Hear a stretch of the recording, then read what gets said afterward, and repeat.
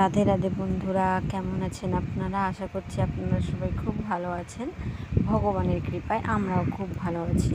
তো আজকে আমি আপনাদের সঙ্গে শেয়ার করব আমি আমার গোপাল সোনাদের দুপুরে কিভাবে সেবা করি।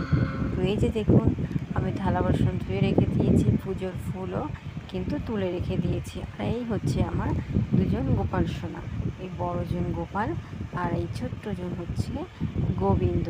এই দুজনকে আমি স্নান করাবো, এই জন্য ওরা জামা কাপড় খুলে রেডি হয়ে আছে যে আমি কখন স্নান করাবো। এখন খুব গরম পড়ছে আর তাড়াতাড়ি স্নান করাতে হয়, তো আমি এই পাত্রে ওদেরকে স্নান করাবো। তার জন্য আমি এখানে তুলসী পাতা দিয়ে দিয়েছি আর গোপাল সোনাদেরও কিন্তু নিয়ে নিয়েছি। তো গোপাল সোনাদেরকে একটা কথা, আপনারা যারা গোপাল পুজো করেন তারা কিন্তু কখনোই গোপালের স্নানের জলে গঙ্গা জল ব্যবহার করবেন না, কারণ গঙ্গার উৎপত্তি শ্রী বিষ্ণুদেবের চরণ থেকে। আর বিষ্ণুরই অবতার হচ্ছেন গোপাল কৃষ্ণ। তো এদের পুজোয় কখনো গঙ্গা জল ব্যবহার করবেন না। আর আমি যে থাম্বনেলে দিয়ে রেখেছি মাছ মাংস খেয়ে কি গোপাল সেবা করা যায়, সেটাও আপনাদের সঙ্গে অবশ্যই শেয়ার করব। তার আগে আমি আমার গোপাল সোনাদেরকে স্নান করিয়ে নিই। তো যেহেতু গরম বেশি পড়ছে, যেন বেশি বেশি জল দিয়ে একটু স্নান করাচ্ছি, তাহলে ওদের ভালো লাগবে। আর এই ওদের স্নান করানো হয়ে গেছে, গা মুছিয়ে নিয়ে আমি ওদের প্যান্টটাও পরিয়ে দিয়েছি। আর গরমের জন্য ওদেরকে আমি পাউডারটাও মাখিয়ে দিচ্ছি। এই পাউডারটা মাখালে গাটা বেশ ঠান্ডা ঠান্ডা থাকে, তার জন্য আমি পাউডারটা মাখিয়ে দিয়েছি। দেখুন, বেশি বেশি করে মাখিয়ে দিয়েছি, একদম সাদা সাদা হয়ে গেছে। তো আমি ওদের শৃঙ্গারও করিয়ে দিচ্ছি। তো হালকা পাতলা শৃঙ্গার করাবো, যেহেতু খুব গরম।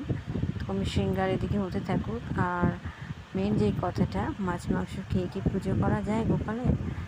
অবশ্যই করা যায়, কেন করা যাবে না? আমি তো মনে করি করা যায়। মাছ মাংস এবার আমরাও মাছ মাংস খাই, একদম নিরামিষাশী নই। সপ্তাহে একদিন আমরা নিরামিষ খাই, বাকি দিনগুলোতে কিন্তু আমিষ খাই। তো সেদিনগুলোতে কি গোপাল সোনার পুজো করবো না? অবশ্যই করব। তো তার জন্য কিছু নিয়ম আছে। যখন আমরা মাছ মাংস খাওয়ার পরে নিজেদেরকে পরিষ্কার পরিচ্ছন্ন করে গোপাল সোনাদের ধরবেন। মাছ মাংসকে জামা কাপড়গুলো ছেড়ে গোপাল সোনাকে পুজো করা যায়। আর যারা মাছ মাংস খায় না তাদের অত কিছু করা লাগে না।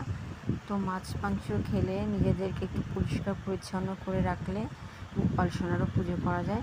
গোপাল সোনার পুজো করার আগে অবশ্যই হাত মুখ ভালো করে ধুয়ে নেবেন, জামা কাপড়গুলো ছেড়ে নেবেন, তাহলেই কোনো অসুবিধা হয় না।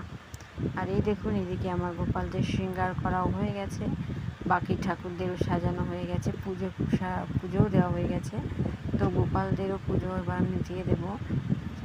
এবার আমি ওদেরকে একটু আরতি করে নিচ্ছি। তো আরতিটা আপনারা গ্রহণ করুন, আরতি দর্শন করুন। আমার ভিডিওতে যদি আমি কিছু ভুল বলে থাকি, অবশ্যই আমাকে ভুল ধরিয়ে দেবেন আর ক্ষমা করে দেবেন কোনো ভুল ত্রুটি হয়ে থাকলে। তো আরতি করাও কিন্তু আমার হয়ে গেছে। এবার আমি গোপাল সোনাদেরকে ওদের প্রসাদটা খাইয়ে দেবো।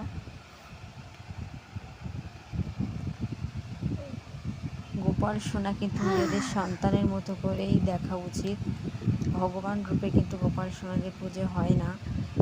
যেমন আপনাদের নিজের বাড়িতে ছোটো ছোটো সন্তান থাকে, তাদের যেমন নিজের মতো করে মানুষ করেন, এদেরও ঠিক তেমনি করেই যত্ন করতে হয়।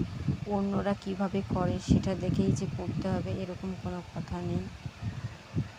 আপনি আপনার নিজের মনের মতো করে পুজো দিলেই গোপাল সোনা তাতেই খুশি। অন্যরা ভয় দেখাবে যে এটা করা যাবে না, সেটা করা যাবে না, কিন্তু আসলে কিন্তু এগুলো নয়। আপনি আপনার নিজের মনের মতন করে আপনার গোপাল সোনাকে পুজো দেবেন, গোপাল তাতেই খুশি হবে। তো আমি গোপাল সোনাদের খাইয়ে মুখটা মুছিয়ে দিয়েছি। আমার গোপাল সোনাদের কিন্তু খাওয়া দাওয়া কমপ্লিট। আমার দুপুরের পুজোও হয়ে গেছে গোপাল সোনাদের। এবার পুজো যেহেতু হয়ে গেছে, গোপাল সোনাদের একটু একা থাকতে দিতে হবে। তো আমি গোপাল সোনাদের এখানে বসিয়ে রেখে দিয়েছি, এবার আমি যাব, ওরা ওদের মতো থাকুক। ভিডিওটা ভালো লাগলে চ্যানেলটি